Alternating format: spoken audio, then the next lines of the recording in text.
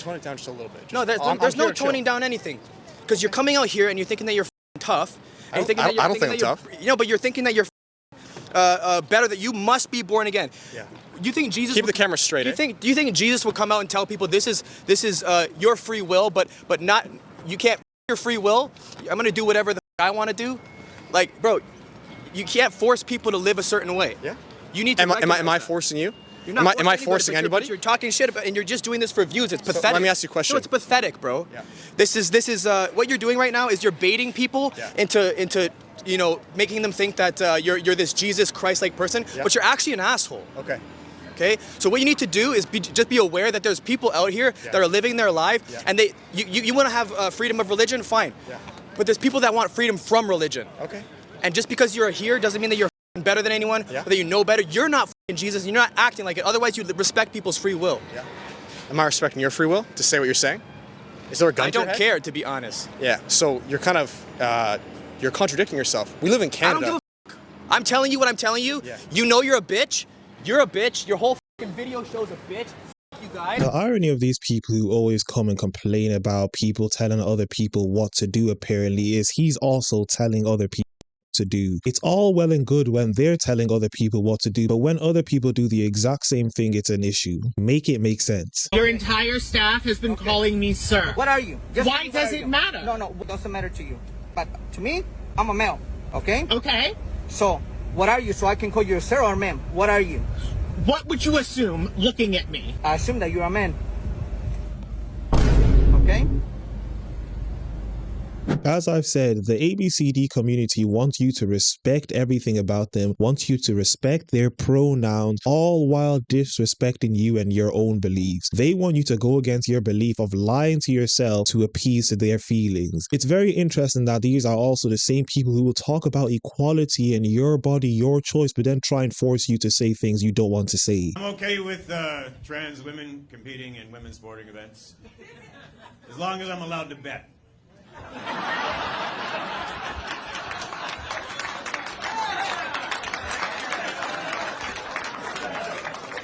Yes, I would like to put all my money on the lady with the size 11 sneaker, please. I've got a feeling about her. I have a friend who has a trans kid. He's explained that, like, well, my child from a very young age consistently said, I am a girl, and has never contradicted themselves, never changed their mind. And so the humane thing and the thing that he felt was good to do as a parent was to, like, embrace that choice on his child's part. I shouldn't even phrase it as a choice, like, embrace that identity. But it is a choice. If you're choosing to add hormones to a child's body, that's a choice. If they think that they're a girl, why do you have to give them hormones to make them more of a girl? Because... I'm sorry, can you expand on the question? It's a simple question. If the child thinks it's a girl, let it be a girl. Why are you adding hormones? If you're shooting hormones into a child and you're affecting the child's development, you're saying that's not a choice. That's nonsense. Of course it's a choice. You're choosing to chemically change this child's body. A lot of children also believe that they are dinosaurs and that Santa Claus is real. Should we start believing them as well? Animals are separate from our body and do not have a parasitic relationship with the person that they're inhabiting. Parasitic? Wow. I would call it parasitic, yes. They drain They resources. are a parasite. Let me interrupt. So ChatGPT.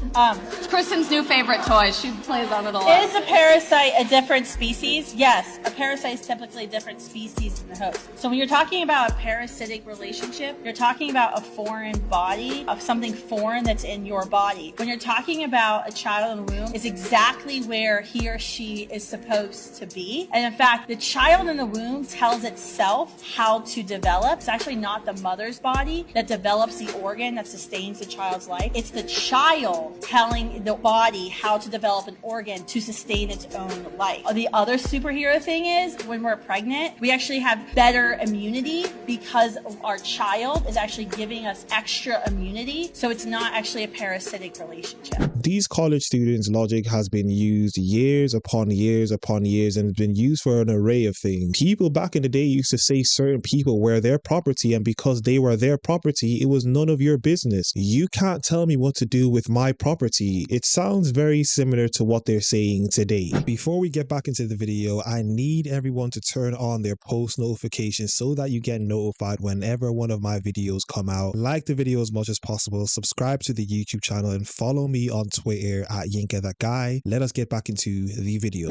Are you confident that you know that gender is as binary as you're describing it? Are you confident that it isn't a spectrum? I am. You know this as a scientist? Well, there's two X chromosomes if you're a woman, an X and a Y. That means There's you're a a man. lot of So there's a scientific biological basis research for out this. there. There's a lot of scientific research out there that says gender is a spectrum. Chuck, I respectfully disagree. Gender dysphoria for most of our history, all the way through the DSM-5, has been characterized as a mental health disorder, and I don't think it's compassionate to affirm that. I think that's cruelty. And there's no doubt that the cultural movement in this country, even education, is creating more gender dysphoria.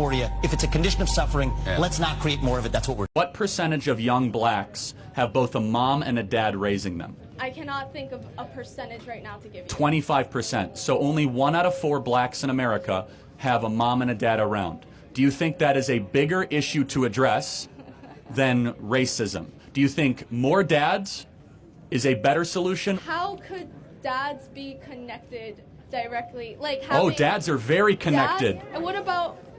Okay. When you have a dad around, you're less likely to be violent as a male, less likely to go to prison. So explain to me why all the fathers are leaving. Exactly. Why are they leaving? Question for you. Because why are black they leaving? women married the government and divorced the men that they were once with. Happy Black History Month, everyone. Let's never forget that this country was built and runs off of the backs of black people, and they receive absolutely nothing but hate in return.